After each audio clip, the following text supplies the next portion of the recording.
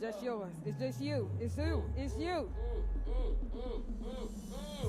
Yeah, yes indeed. It is happening. It is happening. It's here. General Assembly 2023. It's going down. You ready, Come King? on now. That's it. You ready? You ready? What up, Cosmetic family? Hey. Welcome to the Cosmetic Podcast live at the 2023. Live. General Powered. Assembly. Powered by the YMCA of Metropolitan Dallas. I'm leaning. Let me lean with it. Lean with it, girl. Lean with it. Because look, cosmetic means being a person, a thing that gives rise to a phenomenon that is dynamic or energizing. We're tackling topics and telling the truth. And I'm Keith Benson. And I'm Rodrigo Ross. Hey, look, so today, here's what we're talking about. We have a legend in his own right, Yes, indeed. but he's come from a generation of legends. He comes from the original. Lineage. Yes. Lineage. So our topic for the day is the strength of a bond, featuring the one and only, the Atlanta City Council member, Mr. Michael Julian Bond. Woo! Welcome to the Cosmetic Podcast. Thank you for having me. Thank you. So first of all, just, people know your role right here, right now, but let's talk about your history. Huh? Like, because your father, your grandfather, y'all know James Bond? James Bond. Y'all don't. They don't know. They don't know. the The James original Bond. James Bond. So we're gonna His talk a little bit about grandfather. that, the original. Yes, the And then original we're gonna James talk Bond. about your dad, Mr. Julian Bond, who was a great civil rights activist. So can you just give the group just a little bit of history so they can know that the lineage that you came from? Okay, sure. I want to say good morning to everybody and welcome to Atlanta. I hope you all had a Where the good day. players play. Was that my That's cue right. to say that? That's Hey, right. okay. That's right. Okay. So Okay. we just want to say hello and good morning. And, I grew up in the YMCA, here in Atlanta. Okay. Of course, my family has a long history with the YMCA. You mentioned my great-grandfather, Reverend James Bond, who was a Y official at the turn of the last century. Okay. I love it. Based out of Kentucky. I love it. And so he I had love a it. long affiliation with the YMCA in his life. He was born into slavery, became a pastor, was educated at Berea College up there in Kentucky, and it was the YMCA that played a major role in his community.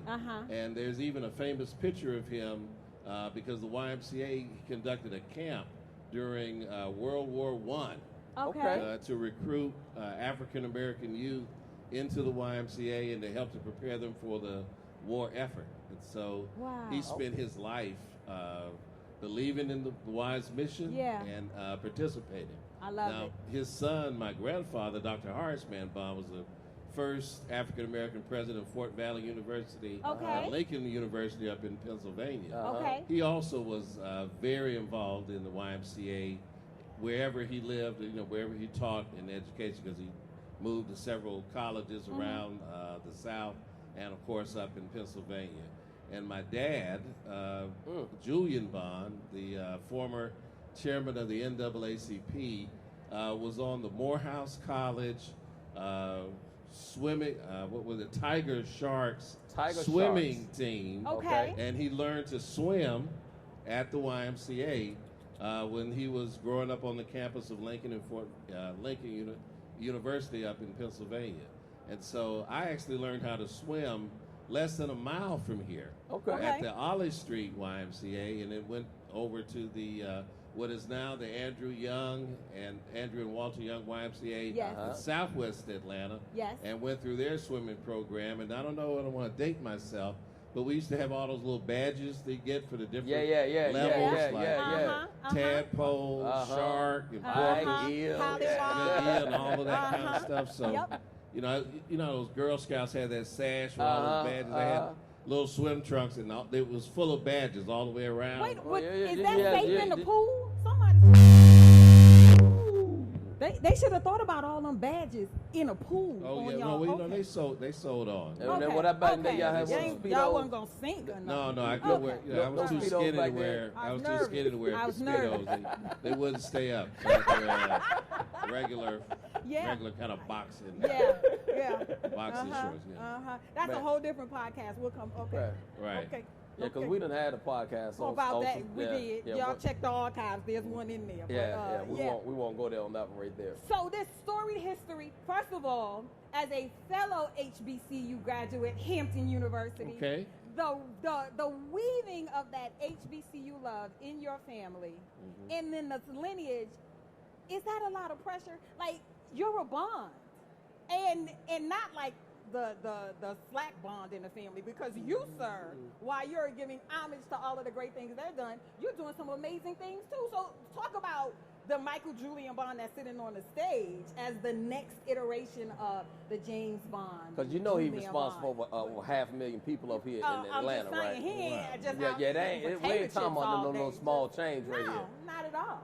Well, I appreciate you saying that, but having grown up in that environment is really no different than someone whose family might have been in business. Sure. Or in education, being a family of teachers. You don't know the impact of it until you get around other people, until you begin living kind of your life. Yeah. It seems ordinary, because I remember, my father's been on the world stage, but I remember sitting on the sofa with him in tighty whities. I know it. You know what I mean? Like, he was reading the New York Times. That's what we do. Yeah, he was just, dad, kind of at home. But the reason why I am in politics is, because of him, because he was in the Georgia State House and State Senate. At one time, they refused, when he was first elected, the House refused to seat him because of his stance on Vietnam, because he was affiliated with one of the founders of the Student Nonviolent Coordinating Committee. Wow. And my godfather, John Lewis, made a statement against the war. Hold on. You ain't just gonna rush past that. Y'all heard that, right? Now, some of us had conversation. We could drop a name or something, but not many names that you drop in a movie like that. My godfather. He came to my 3-year-old birthday party and bought me a big wheel. Right. Okay. What? Okay. Somebody give me a fan. What? Your godfather was John Lewis? Yeah, John and my father were best friends because they met when they formed SNCC in 1960. Wow.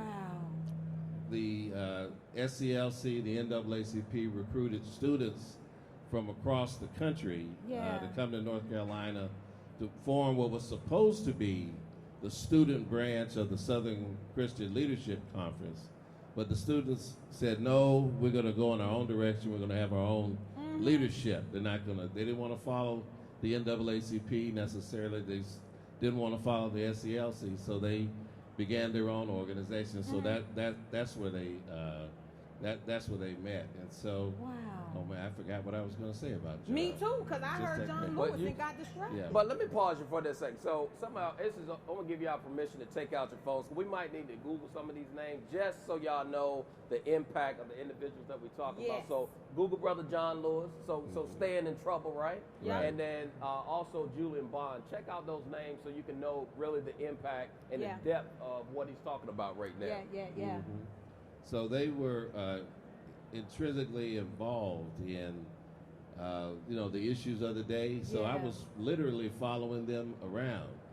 And so I got to see the impact of the work that they did in the community.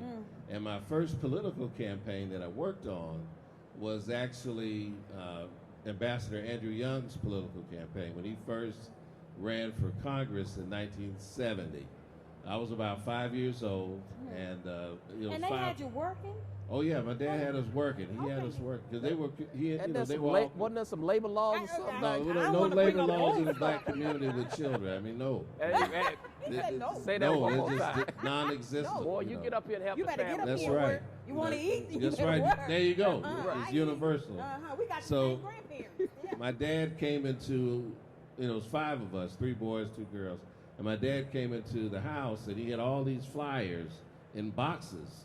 There were Andrew Young's, congressional race flyers. And he told us, he said, whoever can fold the most can have whatever they want from Burger King. And at that time, the Whopper had just come out. So we're little kids. Oh man, we get to go to Burger King because back then that was a treat. That was working for Whoppers. We're working for Whoppers. Okay, that's a t-shirt. And as soon as we folded, it had to have been 2,000 or 3,000 flyers. Wow. He said, now we're going to go give them out. So I was 5 years old walking through pretty much the general area about within a 5-mile radius of where we are right now. Yeah. You know, hitting the church parking lots, going to the shopping centers, being political. Yeah. And so that happened every summer because there's always a campaign. Right. So my dad would, quote unquote, farm us out to the political. Did you ever get your Whopper? Oh yeah, he loved Burger King. Okay. You know, quiet fact about him is that he had very bad dietary habits. He loved junk food. He loved hamburgers and milkshakes and malts. And for those who are he loved what we used to be called egg creams. Egg creams. Which was a milkshake that had malt, and you would crack an egg in it, but you would put the white of the yolk in it and made it creamy. Oh. And at the original Pascal's down here on MLK, they had a kind of I guess what they used to call it, a soda bar or something. Okay. Where they had the guy that would throw the ice cream up and do all the tricks, and he would always get an egg cream over there. Oh wow!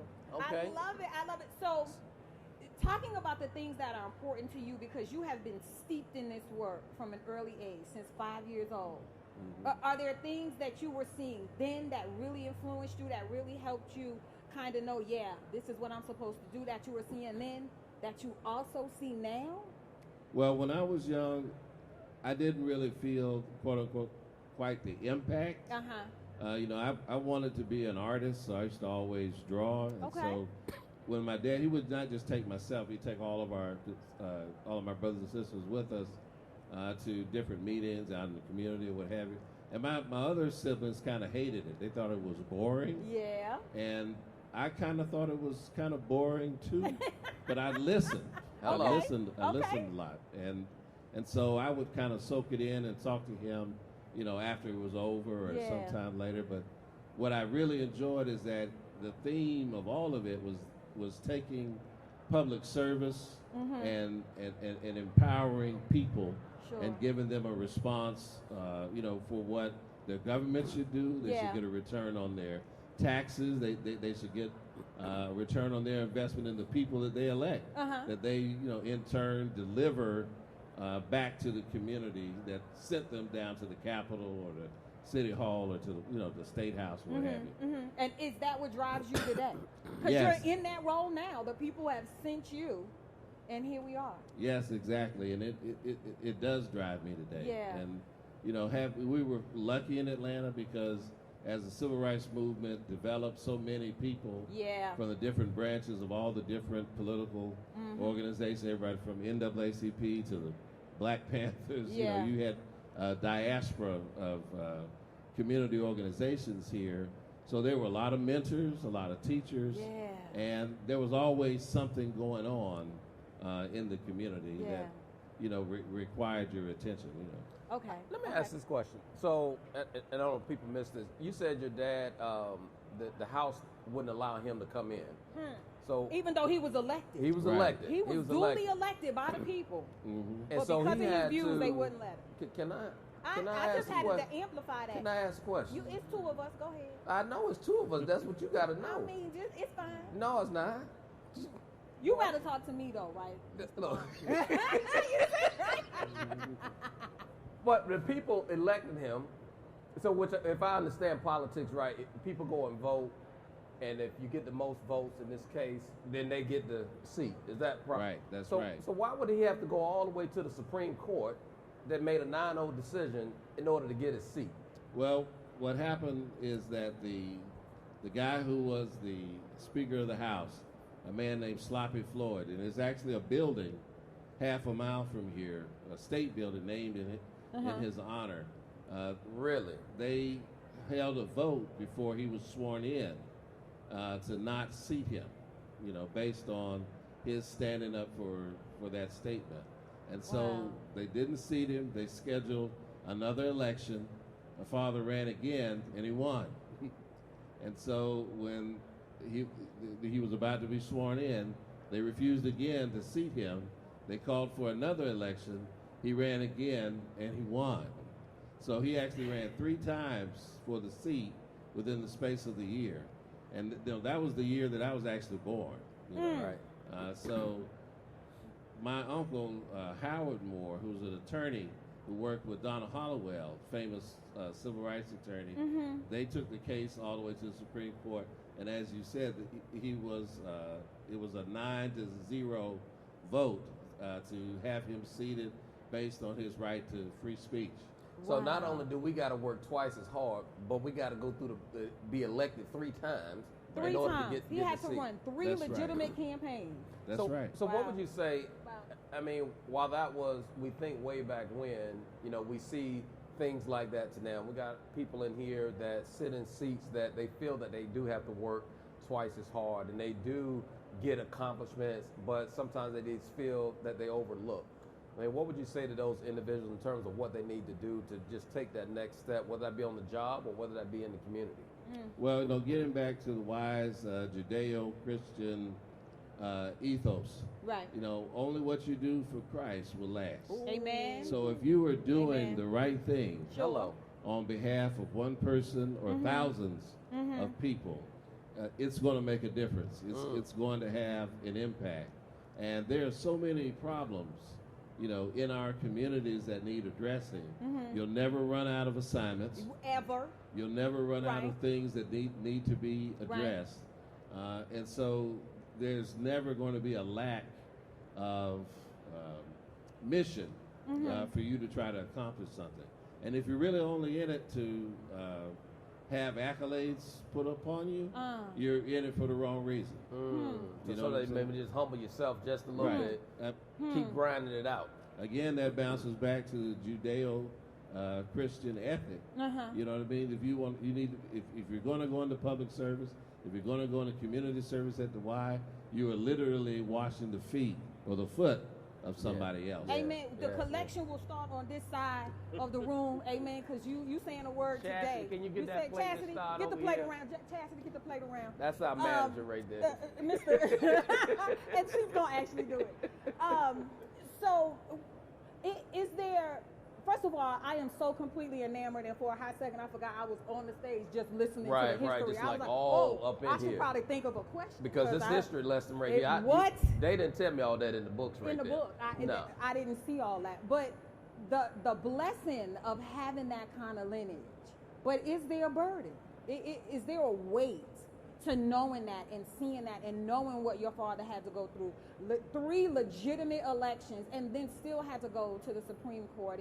And how do you move through that burden and without feeling disheartened or looked over or getting cynical? Like, how do you handle the blessing and the burden of such a rich legacy? Well, it can be a burden when you have a famous or notable parent or parents, because people project the parent's life onto the children. Sure. And my kids probably feel that right now. They might. I mean, seriously. And so, so a lot of times it's, you're damned if you do and you're damned if you don't. Yep. If my other siblings are not in politics, there's 4 of them. Yep. Jeffrey, Cookie, Phyllis, and Manny. They're not in politics at all, and so they get it. Why aren't you in politics? Yeah. Why aren't you doing so and so and so? And so when I was trying to be an activist in the city and getting arrested for a protesting apartheid and all this other kind of stuff, people like, why are you doing it? He's just trying to be like his dad, or he's just trying to do this or that. Yeah. And so you have to figure out what's important to you. How can you get up and live every day with yourself and the things that you're doing and the things that you're accomplishing, and that's the only way to find true peace about your life. So whether you're trying to be elected or trying to be an activist, or if you're an IT person, or if you're you work for an engineering firm, or you go into law enforcement, whatever you do, you're the only person that's got to live with you. Sure. You said something that you said, if you're an engineer and an IT person, when you look at the Y is made up of so many different positions. And I know that sometimes, like corporate office, they may feel a little disconnected because they're not in the trenches of the work. But it really is the purpose of why you come to work, the purpose of the reason that you're in a particular area. And so if you are in IT, if you are in marketing, and you know you're not in the branch, you're still part of the team to help produce all of that work. But sure enough, we can't work without IT. That's I can tell you that right now. All of that to say you appreciate IT? Well, you know, sometimes I do in fact. Anybody in here from Dallas? Don't you tell. Don't y'all go back to Dallas and tell them about that. Don't y'all go back to Dallas. I'm gonna tell them all y'all. I know y'all think about your IT department. Well, you know, it gets into the theme. I was with the group on Wednesday. Yeah. You know, be a leader, leave a legacy. Yes. So you can be a leader wherever you are. Right. You know, you just have to set the standard, one, for your personal self, and then remember the mission that you're on. If you carry out that mission, you know, because all the great teams, all the great organizations, they're multifaceted. Yeah. They need people across the board with different skills. Not everybody can be the quarterback. Not everybody can be the point guard. Right. But you need the other players. You need for the whole team. That's right. For Absolutely. that position Absolutely. to be successful. Yeah. So talking about, I got this one. Talking about being a leader and leaving a legacy. What do you want your legacy to be? Because you already come from good stock. So what do you want your legacy to be? Well, just that, you know, in my role, what I chose to do with my life, that I had an impact, that I was able to help people or to help somebody in my public service. Okay. You know, because that's what it's all about. When I first got elected, I did not think that I would serve as long as I have. How long have you served? I've been on the city council now for about 22 years. Okay. In two different stints. Okay. I was first a district representative for 8 years, and I left, and people asked me to run again when this seat came available, and that was about 14 years ago. So, you know, I was pleased that they wanted me back. A lot of times people serve, and they're like, "It's okay, we don't need you." Thank you. Bless you. So that was an honor. Yeah. And so, you know, just want to make sure that you're being impactful and trying to take care of the needs of the community. You know, as you pointed out, you know, when I first ran, I had developed this book, you know, because there were no laptops, no iPads or anything like that to carry around. And I had a real economic development plan for the community, had worked out all this, you know, position papers on issues. And I walked door to door in the district 3 times before Election Day. But as I went to the doors, people would say, "You know what, Mr. Bond, that sounds great. That's a great plan. But I need my garbage picked up." Oh, there's a dead dog that's been on, needs to be picked up around the corner. Or that sidewalk's cracked. So what I'd like for my legacy to be is that for the needs that the people have brought to me. Yeah. I mean, because everybody's got great ideas, but for the things that they need that I've been able to address. Yeah. See, that was a good question. Thank you very much. Yeah. So 500,000 people that you have to go door to door, and they saying, "Hey, I need this dead dog picked up. I need my trash picked up." Like, what are other pressing issues that they are pushing you to, and that you've been able to have success on moving the needle on? Well, over the years, there's been many things. The expansion of this building that we're in, the Georgia World Congress Center. Okay. You know, when I was a district representative, we built the original Georgia Dome, and in that development, we said, you know what, you're going to be bringing thousands, hundreds of thousands of people to our community. What are some of the community benefits we're going to get? We developed a fund to build affordable housing in the community to the west, the Vine City community. We've invested in made partnerships with Atlanta University schools to help build housing for the students. We developed an economic development center down the street. Now there's a Walmart there, but originally it was a Publix restaurant. The first time that we'd had a new grocery store in the community for over 30 years. Wow. We paved more streets, fixed more sidewalks than any other district in the city at the time. And of course, on policy questions, I'm proud to say that, you know, as far as legislation that's been passed, I've passed more legislation than any person in the city's history, living or dead. You hear that? You hear that legacy right there? I love it. So so we're in the community, we're at the Y. How do we get to our political leaders? What's the best route that you would advise us to be able to do to just help make some of those things happen? Because our space is sometimes inside 4 walls, but a lot of our space is inside, you know, out in the community as well. And sometimes there's a challenge on just making that connection, because sometimes people look at us as just one-trick pony. Yeah, all right, this is a place to work out, or this is a place to swim, but we want to be able to meet those needs of the community also. What's the advice that you would give to the folks to be able to connect with their political leaders to help make some of the action happen?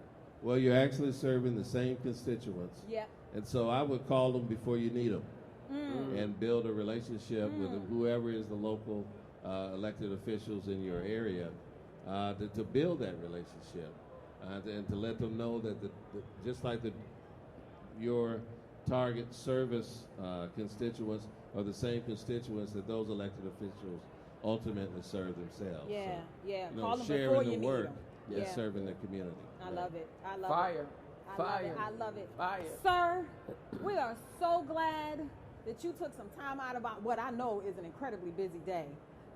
And I wish we had more time, because this history lesson has fed my soul. I don't know what it did for y'all, but it is all the feels for me. Thank you. Y'all give it up. Thank you. Mr. Michael Julian Bond, son of Julian Bond, great-grandson of the James Bond, right? When you talk about lineage and legacy, the Bonds, right?